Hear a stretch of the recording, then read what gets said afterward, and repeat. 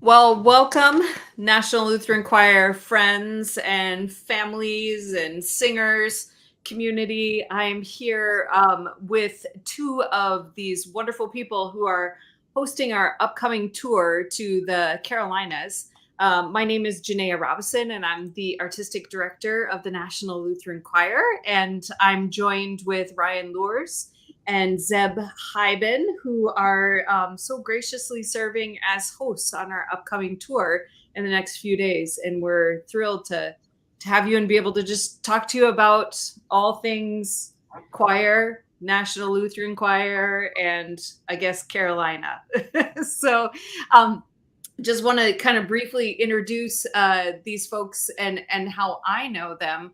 It just as luck would have it that I have contact with these two individuals before I even started at National Lutheran Choir. So Zeb Highben was actually the one of the heads of the search committee for the artistic director for NLC. So I got to correspond with Zeb, but I knew of and about Zeb because you don't forget that first name.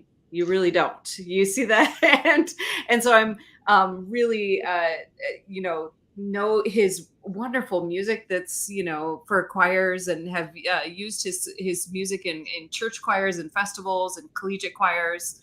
And so glad to be able to call you part of the community really now, that somebody that I know. And Ryan Luhrs, I've known since you were but a wee undergraduate student at Luther College. Right. When I taught at Luther from 2002 to 2005, you were an undergraduate. So welcome, both of you. And I wanted to just give you all a chance to kind of tell us a little bit about who you are and your connection to NLC. Ryan Luhrs is currently the director of choral activities at Lenoir-Rhyne University, which will be our first stop this Friday. And Zeb Highben is the director of chapel music at Duke University. And so welcome. Great to have you here. Thank you. Yeah, thank you. And as we're talking, I really want to encourage people, if you're listening and you have questions of us, or you just want to give us a shout out and tell us where you're listening from, put that in the chat. So how about we first go to Zeb. Zeb, tell us a little bit about how you have connection to the National Lutheran Choir. Sure. I moved to Minnesota from Ohio after college to enroll in the master's program in sacred music that used to be a joint offering of Luther Seminary and St. Olaf College. And I got there, and I think about 2 weeks into the term, our advisor, Paul Westermeyer, said, I just got a call from David Sherwin, and the National Lutheran Choir needs another tenor. And he told me, and he told Sean Holland, and we both went and auditioned, and the one spot became two. We both joined the choir as new singers that year. So I sang from 2002 to 2006 in the tenor section, and hosted the NLC several different times when I was the choir master at Westwood Lutheran Church in St. Louis Park from 2004 to 2009. And then I was on the board from 2021, I think, until 2023, and had the pleasure of participating in the search committee, Jennaya, that brought you to NLC. So that's my background with the choir. It's great. Yeah, and I mean, it's funny to think that when you ask for one tenor and you get two, you take them. Yeah, that never happens, right? Yeah, yeah. And Sean, for those of us who are part of the choir, we know that Sean is serving as our assistant conductor and just a brilliant and generous colleague. And so, yeah, glad they snared both of you that year. So, and Ryan, tell us a little bit about your connection with NLC. Let's see. I guess the very beginning would be, as you mentioned, a student at Luther College, and Sandra Peter was my ear training teacher, in addition to other mentorship capacities, but she was a founding member of the NLC, and that was part of our dictation assignments. It was sometimes recordings of the National Lutheran Choir. And then they came to campus while I was a student there. And that was the first time I heard an All Saints program in our Center for Faith and Life. And then after teaching band for 2 years, or while I was teaching band for 2 years after Luther, I would sneak up to the Twin Cities to go to NLC concerts, and eventually made my way up to the Twin Cities. I taught high school at Dassel Cokato High School, just west of Minneapolis, for 3 years. And during that time, joined NLC, and then, like Zeb, went into the MSM program at Luther Seminary and sang for 2 more years. So I think 2008 through 2012, I was in National Lutheran Choir. 2 of those years with my wife, which was a good time to be able to share that experience with her. And then ended up going to Florida State to do more graduate work in choral conducting. And now in my 8th year here at Lenore-Ryan, and I think it was 4 years ago, just before the pandemic, we had National Lutheran Choir. Hopefully that's not a repeat of what's going to happen this time when NLC. Can't wait to have NLC back in Hickory. That's so exciting. I forgot. I mean, Ryan, what instrument did you play? Did you play trombone or? I played trombone in the orchestra on the. I totally forgot about that. So both of you, I mean, you're, wonderful singers, but you also have areas outside of singing. I mean, my primary instrument is a singer. But Zeb, you're a composer. Ryan, starting out as a band teacher. The theme of our concert on tour is My Song is a Journey.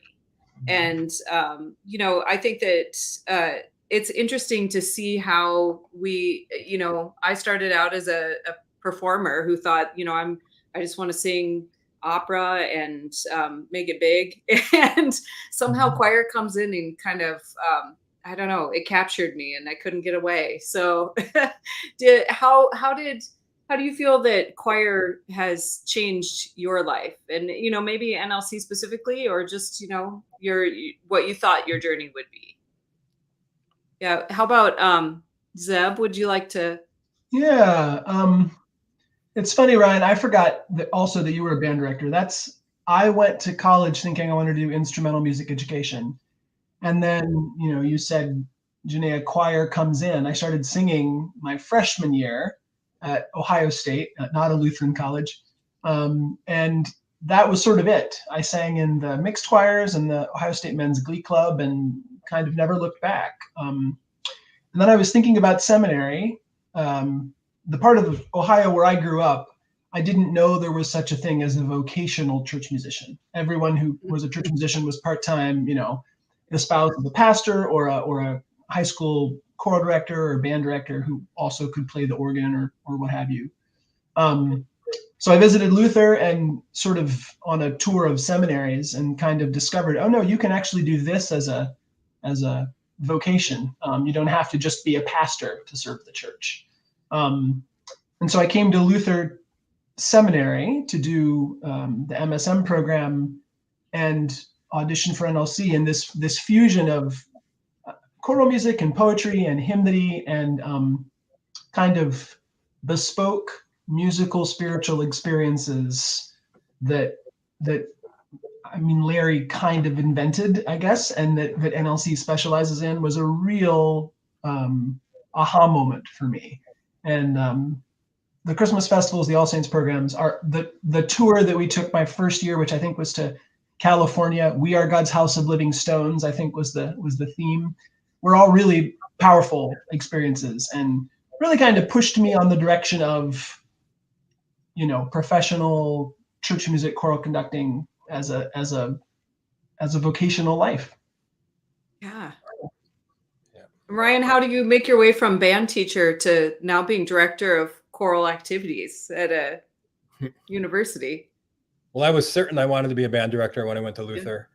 And it was a slow process of becoming more interested in choir. And I actually asked Weston Noble towards the end of my time there. He was sitting behind me in a concert, and I asked him, how did you decide between band and choir? Because if you didn't know, he taught band and choir at the beginning of his career. And eventually, as the program grew, he had to choose one or the other. So I was curious. And he told me that they hired, whoever the best candidate was for the job, he would do the other one. And then he said with a wink, I was going to do choir all along. He just knew. And for me, that journey had something to do with text and thematic programming. And when I was a band director, I was listening to choir music a lot, and I was getting away to go to choir concerts. So I knew I was being pulled in that direction. And then singing in NLC, the way both Susan's poetry was a part of that experience and thinking about text and the thematic programming, and the way David Sherwin would bring a hymn text to life through his playing. All of that just sparked my imagination. And I programmed very thematically, and I'm sure that was influenced a lot by my experience at NLC. But the short answer is a new appreciation for text that just wasn't quite as present in the instrumental world as it is in ours in the choral field. Right. I forgot to mention that I was a trumpet player in junior high and high school. Actually, yeah, there you go. In 7th grade, I chose band over choir. I could have done both, but I thought, I want to do real music. That was the 12-year-old me. But I mean, I always loved to sing. I just didn't even think that, I'm just gonna do the trumpet stuff. It was pretty compelling as a kid. So yeah. Now you both are at schools that have religious affiliations, or at least sort of roots in the church. Lenore, Ryan, what's the connection there with the faith tradition? We are an ELCA university, one of two in the Southeast, the other being Newberry in South Carolina. And do you and Duke, I mean, we think of that as just one of the big universities in our country. What's the foundation of Duke University? Yeah, the roots of Duke historically were Methodist and Quaker. And so people often will come to the chapel and assume that they may know that, and they'll assume we're a Methodist worship space, which is probably helped by the fact that it's the Methodist hymnal that's in our pew racks. Right. Or they look at the space and they assume it's like an Anglican cathedral because of the architecture. But the chapel has been, from the beginning, intentionally an ecumenical worship space. They planned it that way from the get-go. So we've actually got our worship services are kind of mainline Protestant, but we have about 25, I'm going to say 24, somewhere in there, different religious life groups that have a campus minister on our campus working with different Christian and non-Christian populations. But the history of the university is Methodist and Quaker, and its farthest back roots. Yeah. And, I mean, I just recently, was teaching at the University of Missouri, Kansas City. And then before then was at Luther College. And, so I feel like we all have really good connection with that, 18 to 22-year-old student at the, at the collegiate level. I noticed a difference from when I was an undergrad, and even from when I was teaching high school until now, as far as how students really identify with faith and how that connects to choir. And I think there's a real balance with it. Do you both notice that? I mean, I program like you, Ryan. Once I heard about Larry Fleming's programming style, I went, that's what I want to do. I want to tell a story with programming. Do you find that helps, or is just, enriching in the student experience with the people that you work with? Yeah, I think so. And part of it, just at the front, I'm really passionate about it. Yeah. And that comes through in my teaching. I get excited about those programs. And I do like our Christmas concert, just like NLC. There's no applause from number to number, from piece to piece. Other concerts we do that, but we try to tell a story, and it begins with the downbeat and it finishes at the end an hour and 15 minutes later. And it's also has a variety. I mean, we just a couple weeks later did Carmina Burana with the local symphony, and to offer the students that contrast, to do our Christmas concert in a 250 seat chapel, it feels more like worship. And then a few weeks later have a 1,300 seat filled to the brim concert with orchestra and choir. It's a real thrill for them, I think, and for me to be able to have different types of performances. Yeah. Zeb, do you have that sort of opportunity with doing chapel, with music in the chapel, or? Yeah, we do it. We do at times, not as often as you would, I think, in an undergraduate program. That at Duke there is a choir in the music department, and we've got sort of two campuses that are about a half a mile apart. Music building is on the east campus. The chapel's on the west campus. So the chapel choir is undergraduate students, but also graduate students, faculty and staff, community members, and we primarily sing for liturgy. So we're working with the Revised Common Lectionary. We're choosing things that work in a collegiate kind of university, pretty educated community, but that also tie into the lectionary text. But we do a couple of concerts a year, and although the tradition has always been large works here, Messiah every fall, something else every spring, I've moved us toward more of an NLC kind of model in the spring concert, especially, where we're taking hymns and anthems and tying them together into kind of a thematic program. And I've got to be careful because people still love to do the large works, of course. They want to sing Carmina Burana and Elijah and things like that. But there's a real appreciation for that kind of programming here. And, in the upper Midwest, I think we get used to it because we know the NLC, we know the Lutheran Christmas festivals and things like that. But upon moving here, I don't know if this was your experience, Ryan, people are just, whoa, you can do this? You can sing part of an anthem here and do the whole thing later in the program, and you can tie it together with poetry. I mean, it was sort of revelatory, I think, for some of the folks in this community. Yeah, and I mean, we're really excited when we're, in just a few days, we're going to be coming and partnering with both of your choirs. Then on Friday at Lenora Rhine, we have a sold out performance. That we're partnering directly with your choir, Ryan. The official name of your choir escapes me. I don't want to say something that's not correct. Still the a cappella choir, even though we sing a company sometimes. Lenora Rhine a cappella choir. That's right. And so we and that was always, our intention that you're singing a set in the concert, in the middle of the concert. So it's really, woven into the fabric of what we're doing. And then we're also combining to do some pieces. And then I think that it's really beautiful and incredibly generous of you that we got a call from Furman University, and they're going to be on tour and they wanted to attend the concert. And we're ending with a piece by Dan Forrest, who's now on faculty at Furman. And it seemed natural to put all three choirs together. So we're going to pack that chapel with singing. So more than me. That's right. That's right. And then Zeb will get to partner with your the chapel choir then on Sunday morning for worship service. And is that I'm excited to see what it's like to have a worshiping community at what I would think of as a secular university, really, that has a vibrant worship life. It's an unusual but beautiful kind of arrangement. And it's a pretty good attended service, usually a few hundred people, between 250 and 450 or so on a Sunday morning typically, and then more for festivals and things. But our choir stalls will be tested to their capacity. They can seat about 125.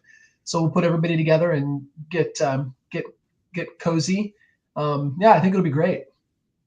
And then we have the great fortune to be able to do a solo concert later on that afternoon. We're hoping that singing and worship really piques everybody's interest, that they'll just want to come back for the appetites in worship. Yeah, just a couple of anthems.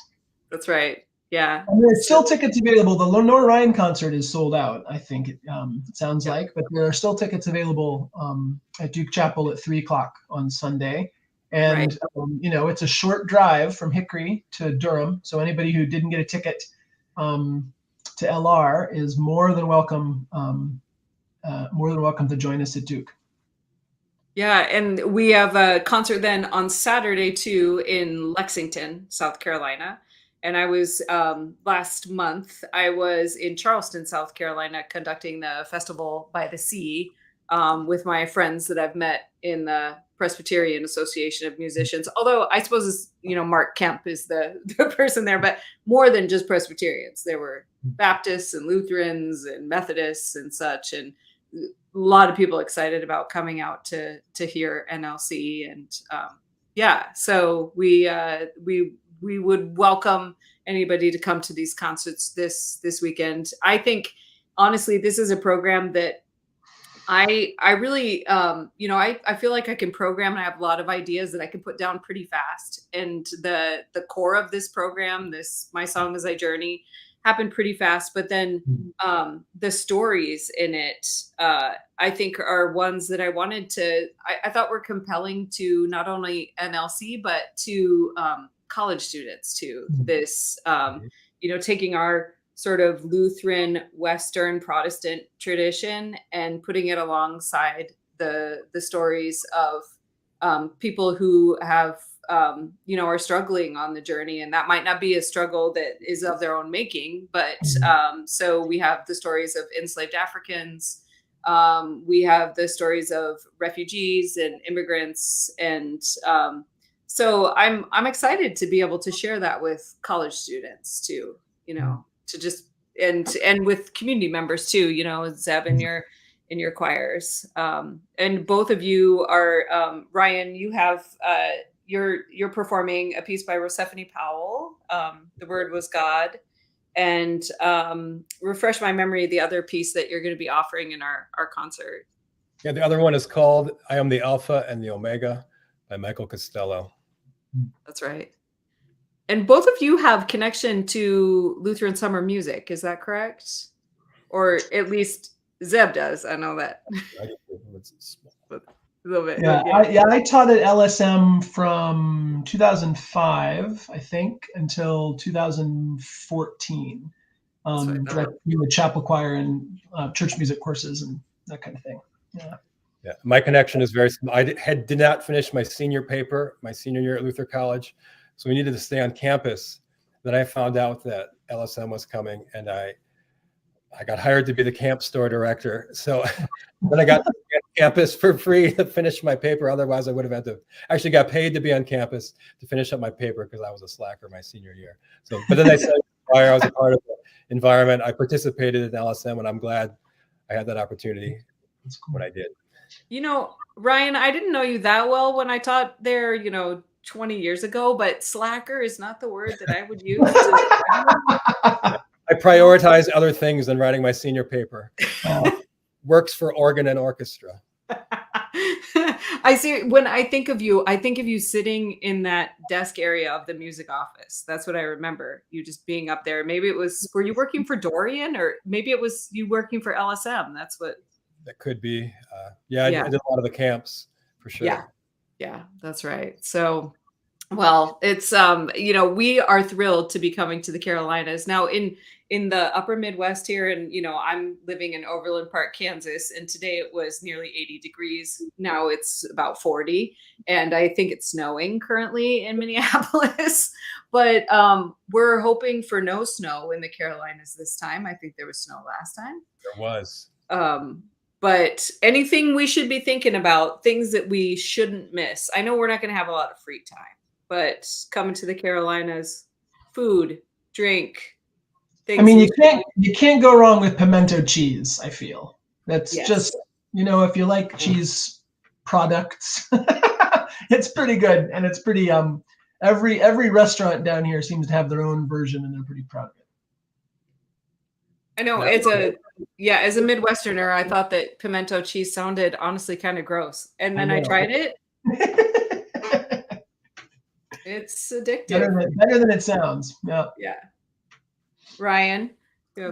Well, as you might know, I've been in touch with Chris Rongstead, the operations manager, and she asked me where the choir should go when they're in Hickory for lunch. And she was usually you go to a mall, so there's lots of options, but you're actually going to be downtown in Hickory. You can't go wrong with any one of a half dozen restaurants.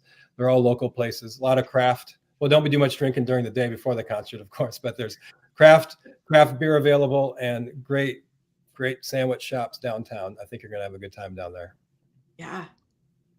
Well, and surprisingly, there is, I don't know why you said craft, so I thought beer, so I thought Lutheran. But there's there's a lot of connection to like Lutheranism in the Carolinas, isn't Yeah. there? Hmm. Yeah, and I didn't realize that. I mean, I think Upper Midwest, I think Ohio and Pennsylvania, but what's the connection, Ryan? Do you know sort of the lineage of Lutheranism in the Carolinas, North Sure. Carolina? Well, a lot of Lutherans, of course, came from Germany, Yep. came over into Pennsylvania, and a lot of them kept going then to the Midwest, and then some of them decided to go south instead, and ended up here. And interestingly, real quick, a short story about Lutheran choral tradition getting to this area, and the St. Olaf Choir in 1930 took a major European tour to celebrate, I think, the 900th anniversary of Norway becoming a Christian country. And they stopped 25 times on the way. And one of them was in Charlotte. And the president of Lenore Ryan at the time, a man by the name of P.E. Monroe, who our auditorium is now named after, sent 200 Lenore Ryan students and faculty and staff by train down to hear the St. Olaf Choir in 1930. And then it was that time, after that he got on the phone with the President Bow and said, "Can you send us somebody? We want to start a choir here at Lenore Ryan." And that's when they found Kenneth Lee, who was church choir director in Chicago, and he was on campus by 1935 and started the a cappella choir. And so Zeb, you mentioned that your kind of programming is a little bit more of a novelty, perhaps, but we've had a good Lutheran choral music going on since that time, and a lot of F. Melius Christiansen in our library. And I just get to be, I'm thrilled and honored I get to be the fourth conductor of the choir.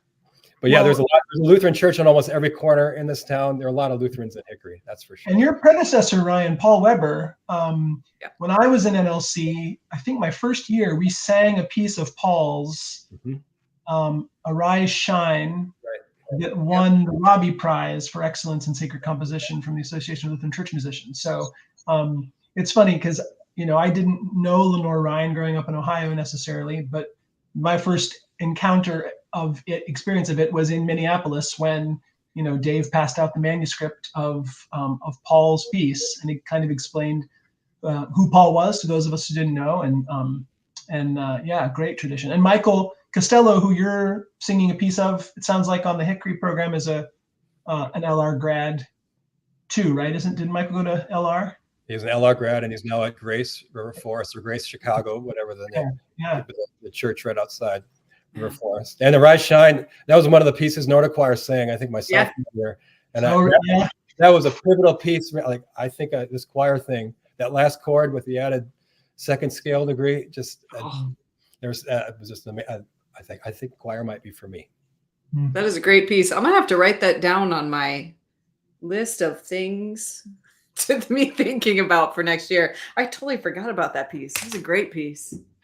Yeah. Well, and people kind of ask that, why does National Lutheran Choir tour? And it is kind of a novelty to have this touring tradition in an adult choir, but it really is. It's at the heart of what F. Melius started with the St. Olaf Choir, that brought this experience to so many different people. And it's interesting to do it now from the side of, I'm not trying to recruit future students. We're just about sharing a message and the experience of making music and bringing joy to people. And so we are eternally grateful for all that it takes for you all to make this happen, because I've hosted choirs before as a church musician, as a colleague at the colleges. It's no small thing. So I know this is years in the making. And so we're really, really fortunate to have you both hosting us. And we're excited to see you in person. We're excited to have you. And I'll just say, you sent the program, of course, to Ryan and I so we could see what was on it. And I want to echo what you said. You have prepared a real feast for folks. A lot of things they'll love and know, and some gems of new repertoire that will become favorites, I think, of a lot of the people who are here. I'm excited to hear it. Well, I tell you, conducting it on Sunday was one of my favorite programs that I've conducted, surprisingly so. I walked out and I just felt like, I don't know, I felt like a football player who just won a game or something. It was great. Excellent. Yeah. So, well, we are thrilled. And, we really hope that those who are listening to us can join us this coming weekend, Friday at Lenore Ryan. If you've got your tickets, good for you. You're lucky. If not, please drive to Duke Chapel on Sunday to hear us at 4:00. I believe that is our concert. 3:00. Sorry, I knew I was going to mess that up. I need the little ticker.